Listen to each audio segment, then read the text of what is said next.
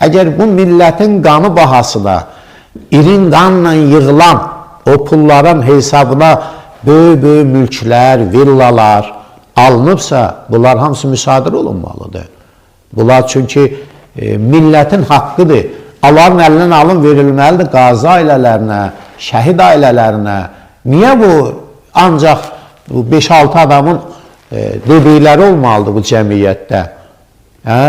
Alimləri təqdir edib çəkindirdilər dala, ziyalılar utanır, özünə hörmət edən insənət xadimləri təklikdə şikayət edirlər, görəndə şikayət edirlər ki, yəni Azərbaycan üçün can qoyan Yaqub Məmmədov kimi sənətkarın heç bir elmadı yoxdur. Amma xalq onu unutmur, unutmayacaq da.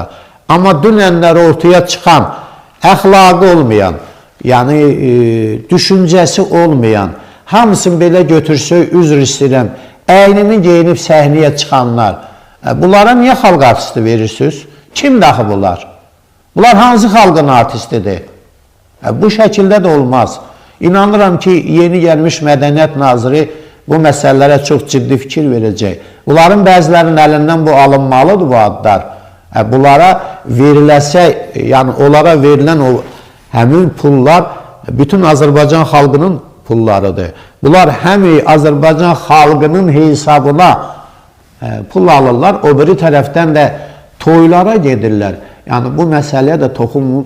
Yəni toylara geçsinlər. Ya onları dəvət edir o cahil dövlət məmurları, cahil sahibkarları. Buyurun bir kənara öz pullarıdır. Dövlət məmurlarınınki təbii ki rüşvətdən gələndir.